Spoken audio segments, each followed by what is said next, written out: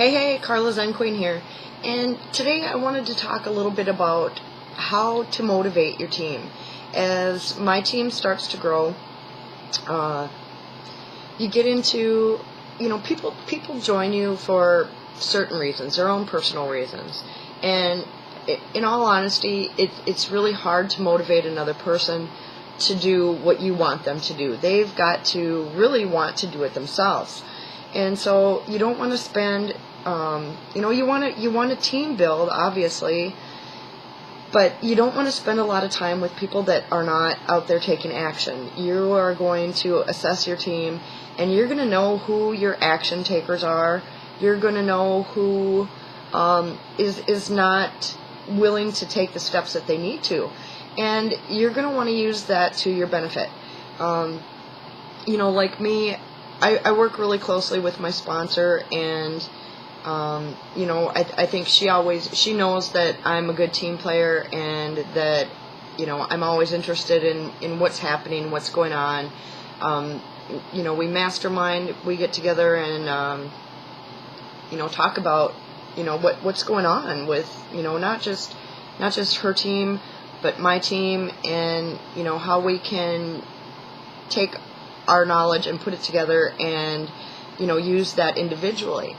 So when you talk about team training and trying to motivate your team, because you get to a point where you have some members that maybe joined you just because of the excitement of what was going on, and they maybe don't know what steps to take, and you don't want to do a lot of hand holding, but you do want to be there for your team. You want your team to feel like they can reach out to you at any time.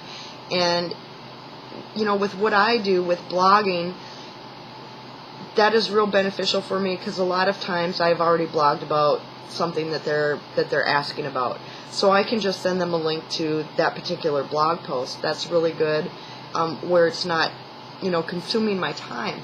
But you really have to find a balance in that, because you don't want to spend a lot of time trying to convince somebody that they need to do something, especially when they're not action takers in the first place.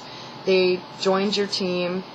You can't really expect them to totally do for themselves, but you have to be giving them enough value to keep their interest and keep them active, and keep them wanting to do more.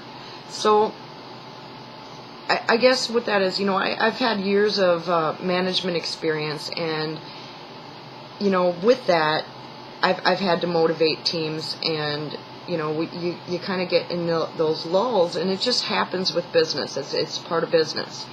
But you get into those lulls, and what I used to do, I owned dog grooming shops, and so like I would do like team bonuses.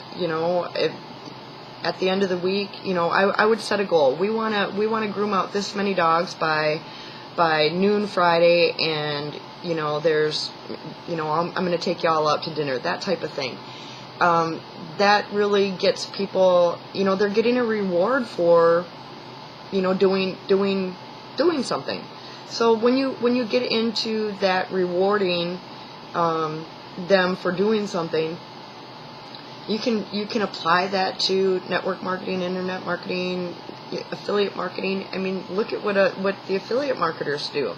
I mean, so many times the people that are making the big sales, what are they doing? They're giving extra bonuses. They are giving bonuses so that you buy from them. So you really have to find that balance, and I always say it's not so much motivating your team, it's more inspiring them. And how can you inspire your team? You have to go back and do what you were doing when that person joined you. And a lot of that is just, showing your successes. You have to keep them interested, keep them, like I say, motivated. That's, they have to have that self-motivation.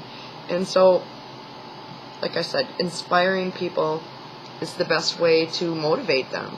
So you're going to have to put yourself out there. You're going to have to Not get stuck on helping the needy ones. I mean, I don't want to say, cut people off, but you're going to want to, not be hand-holding, not be sucked into the help me. If that is a constant, like I said, I will do what I can for my team, but my team also has to realize that I also have a business to run. I cannot run their business for them. They have to be self-motivating. They have to be self-inspiring. They have to go out there and take the actions themselves. And like I said, the best way to do that is just to keep doing it yourself.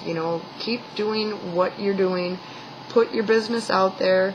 Run with the people that are active, that are taking action. And, those are the people that are beneficial to you. The ones that are there, they're the ones that are going to be there for the long haul. They're the ones that have made a commitment to themselves that they're going to do what it takes to be successful. So it's not really dependent on what your sponsor's doing or anything else. It's more dependent on what you're doing for yourself. So, but again, and it's a real hard balance, but you got to find that balance. And that's a difficult time because like I say, it's part of business. Don't get down because your business is stagnant. You want to keep your leads coming in and keep motivating your team, keep inspiring them, and assess who's doing what, who's taking action, and really work with those action takers, and carry on. That's all you can do. You cannot make people do something that they're not willing to do for themselves. So hope you got some value out of this. I'm out. I got training tonight. I'm giving training. I'm taking training. I am out there taking action. Peace, y'all.